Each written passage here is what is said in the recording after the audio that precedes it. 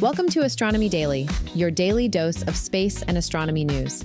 I'm your host, Anna, and today we've got a packed episode covering everything from stranded astronauts finally coming home to groundbreaking telescope observations and exciting space launches.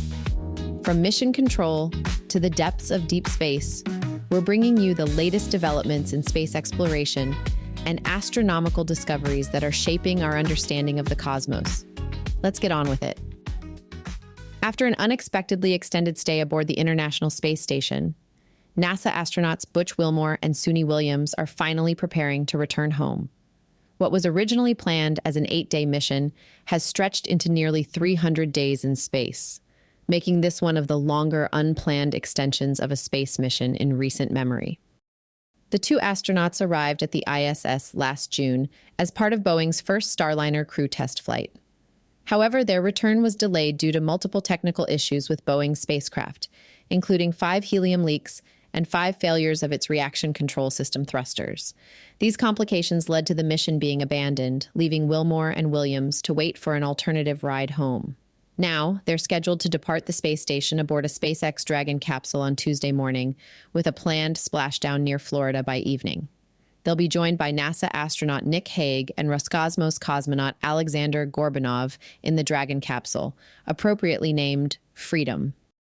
During their extended stay, the astronauts have had to maintain rigorous health protocols to combat the effects of long-term spaceflight. This includes 2 hours of daily resistance and endurance training to prevent the muscle and bone loss that naturally occurs in microgravity. While their 300 days in space is impressive, it's still well short of the current record of 437 days set by Russian cosmonaut Valery Polyakov in 1995. NASA will be live streaming the entire return journey, starting with the hatch closure between Freedom and the ISS on Monday night. The undocking is scheduled for early Tuesday morning North American time, with the final phase of re-entry beginning Tuesday evening. Weather conditions are currently favorable for the splashdown, though NASA continues to monitor various factors, including spacecraft readiness, recovery team preparedness, and sea states. Meanwhile, in Australia, in a remarkable achievement for radio astronomy, the SKA Low telescope in remote Australia has captured its first image of the cosmos. While construction of this groundbreaking instrument is still ongoing, even its initial capabilities have revealed something extraordinary. 85 of the brightest known galaxies in a particular region of space, each harboring supermassive black holes at their centers. To put the scale of this observation in perspective, the area of sky captured is equivalent to holding a small apple at arm's length, or about 100 full moons. But what makes this achievement even more impressive is that it was accomplished using just 4 connected stations, comprising only 1,024 antennas spread across less than 6 kilometers. Dr. George Heald, the SKA Low lead commissioning scientist, notes that the quality of this first image exceeded their expectations, even with such an early version of the telescope. The successful image also confirmed that the telescope's complex systems are working as intended, from the proper connection of stations to the crucial timing systems and data calibration processes. But this is just the beginning. Over the next 18 months, an additional 16,000 antennas will be added to the array, making SKA Low the most sensitive radio telescope of its kind. With this expanded capability, it will be able to detect more than 4,500 galaxies in the same area of sky that currently shows just 85. The ultimate vision is even more ambitious. Once construction is completed, SKA Low will include more than 130,000 antennas spread across 74 kilometers. When it begins deep surveys of this region of sky in 2030, scientists expect it to reveal up to 600,000 galaxies, including some of the faintest and most distant objects from the early universe, when the first stars and galaxies were just beginning to form. Let's move on now to this week's activity schedule.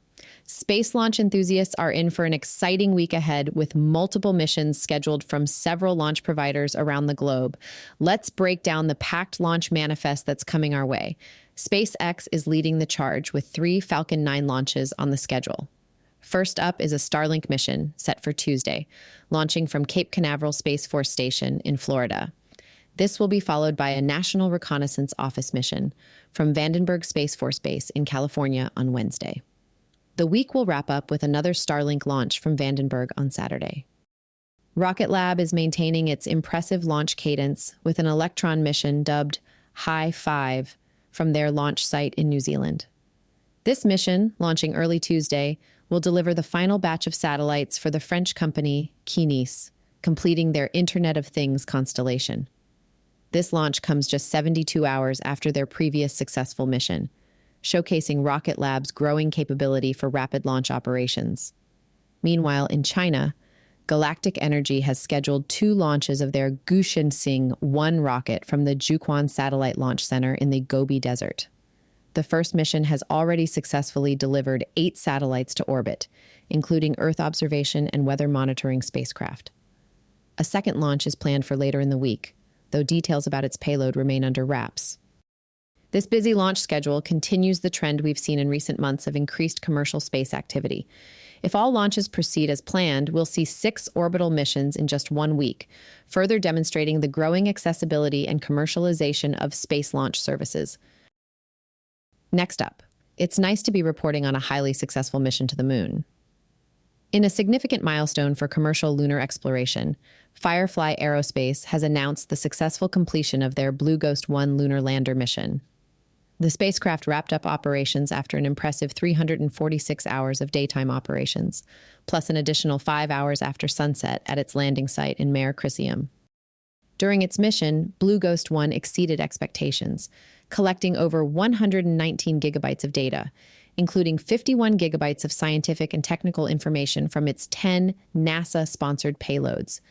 The mission achieved all of its objectives, marking a major success for both Firefly and NASA's Commercial Lunar Payload Services program. Among its achievements, the lander made history by tracking GPS signals on the lunar surface for the first time and conducted the deepest robotic drilling operation ever performed on the moon. The spacecraft even managed to capture observations of a solar eclipse as Earth passed between the sun and the moon on March 14th, creating a spectacular ring of light as sunlight filtered through Earth's atmosphere. The mission's success is particularly noteworthy, as it was Firefly's first attempt at a lunar landing. This achievement stands out even more considering the challenges faced by other recent commercial lunar missions that either failed to reach the moon or experienced hard landings that limited their capabilities. Looking ahead, Firefly already has 2 more lunar missions in the pipeline through NASA's program. Blue Ghost 2 is scheduled for launch next year and will attempt an ambitious landing on the lunar far side, while Blue Ghost 3 is planned for 2028, returning to the near side with a suite of astrophysical and lunar science instruments, including a small rover.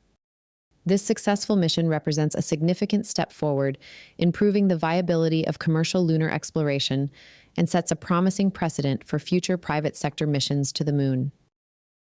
The James Webb Space Telescope has achieved another remarkable milestone by capturing the first ever direct images of carbon dioxide in the atmosphere of a distant planet.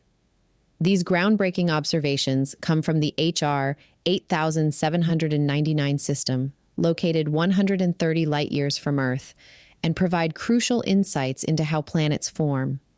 The discovery is particularly significant as it offers compelling evidence that the 4 giant planets in the HR 8799 system likely formed through the same process as our own Jupiter and Saturn, through core accretion, where solid cores gradually accumulate gas over time.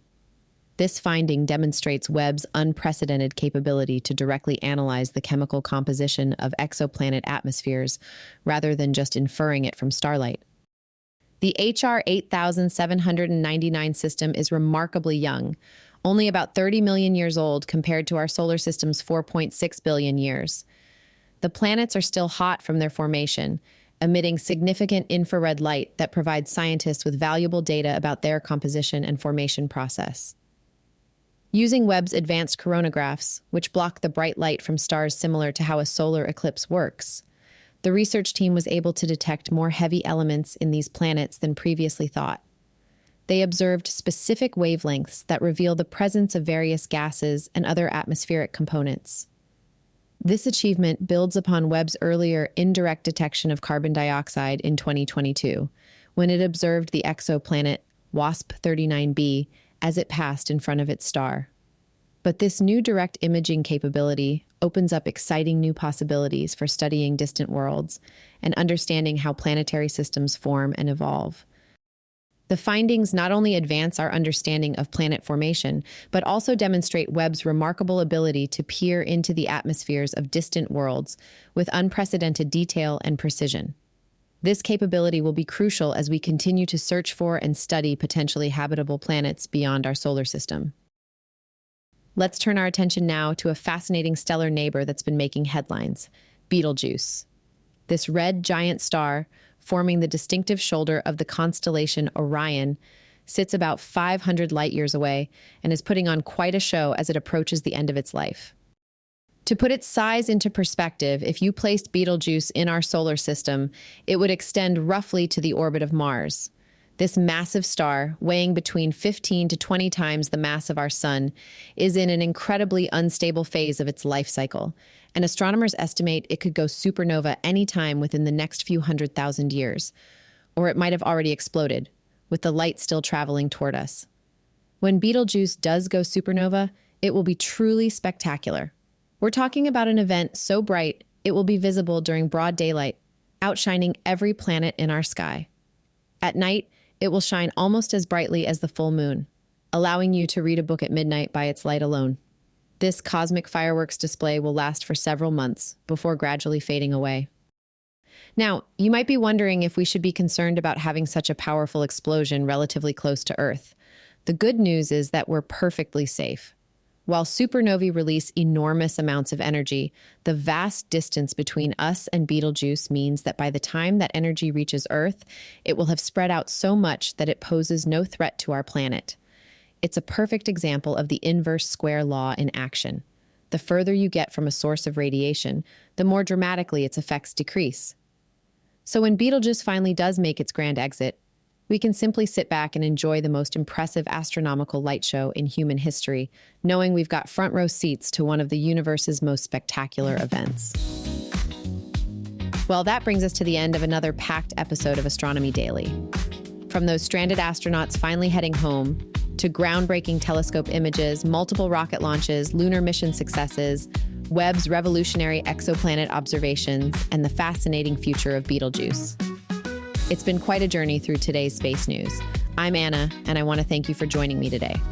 If you're hungry for more space and astronomy content, head over to astronomydaily.io, where you can sign up for our free daily newsletter and stay up to date with our constantly updating newsfeed.